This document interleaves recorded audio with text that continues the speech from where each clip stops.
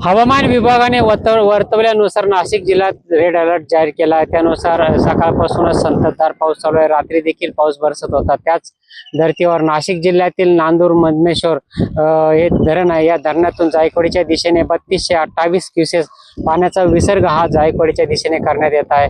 हवामान विभागाने नाशिक जिल्ह्यात आणखीनही काही मुसळधार पाऊस पडणार असल्याने असा इशारा दिला असल्याने धरणात अजून पाणीसाठा वाढण्याची शक्यता आहे। त्याच पार्श्वभूमीवर हा पाण्याचा विसर्ग नांदूर मधमेश्वर धरणाच्या वक्राकार दरवाजानुसार सोडण्यात आला असून आज आता हे गोदावरीच्या नदी पात्रातून हे पाणी जायकवाडीच्या दिशेने जात आहेत। सकाळपासूनच 3228 क्युसेस पाणी हा जायकवाडीच्या दिशेने जात असून अजूनही पाणी पातळीत कधी धरणात वाढ झाली तर नक्कीच अजूनही पाणी जायकवाडीच्या दिशेने सोडण्यात येणार असल्याची माहिती प्रशासनाच्या वतीने देण्यात आली आहे।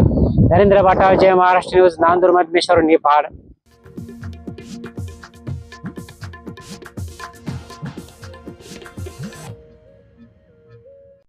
नाशिक जिल्ह्यामध्ये हवामान विभागाने वर्तवल्यानुसार पावसाचा रेड अलर्ट दिला आहे। त्याचनुसार आपण बघतो सकाळपासून नाशिक जिल्ह्यात अनेक ठिकाणी पावसाला सुरुवात झाली आहे। सकाळी बघतो तर नाशिकमध्ये देखील संततधार पाऊस सुरू असून गोदावरीला देखील पाण्याच्या पातळीमध्ये वाढ होत आहे। तर येवल्यात बघितलं तर सकाळपासून रिमझिम पाऊस सुरू आहे। याच पार्श्वभूमीवर म्हणजे प्रशासनाने खबरदारीचा उपाय म्हणून अनेक शाळांना सुट्ट्या देखील जाहीर केल्या आहेत। आपण बघितलं तर येवल्यातील अनेक शाळांना देखील सुट्ट्या देण्यात आल्या आहेत। तर काही शाळांमध्ये विद्यार्थी देखील कमी आल्याने नक्कीच विद्यार्थ्यांना देखील या पार्श्वभूमीवर सुट्ट्या देण्यात। आपल्यासोबत काही शालेय विद्यार्थी, काय सांगाल की सुट्टी दिली का?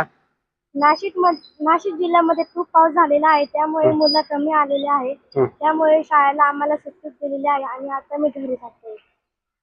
बघत तर विद्यार्थ्यांनी येवल्यात देखील शाळांना अनेक सुट्ट्या दिलेल्या आहेत। काही शाळांमध्ये विद्यार्थी कमी आलेले पावसाच्या भीतीपोटी, त्यामुळे नक्कीच आता विद्यार्थी घरी जाताना दिसत आहे। आपण बघितलं तर ज्याप्रमाणे प्रशासनाने रेड अलर्ट पावसाचा जाहीर केला होता त्या प्रमाणात अजूनही पाऊस झाला नसल्याने रिमझिम पाऊस सकाळपासून सुरू आहे। मात्र पाऊस वाढण्याची शक्यता असल्याने नक्कीच आता नदी असो, नाले असो, या ठिकाणी नागरिकांनी जाऊ नये असा सतर्कतेचा इशारा प्रशासनाच्या वतीने देण्यात आला आहे। तरी गोदावरीच्या नदीच्या पाण्याच्या पातळीत वाढ होत असून येवल्यात देखील सकाळपासून रिमझिम पाऊस पडत असल्याचे चित्र यावेळी दिसून येत आहे।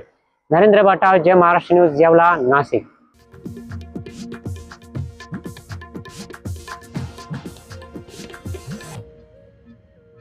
नाशिक आणि त्र्यंबकेश्वरला जे हवामान खात्याने ढग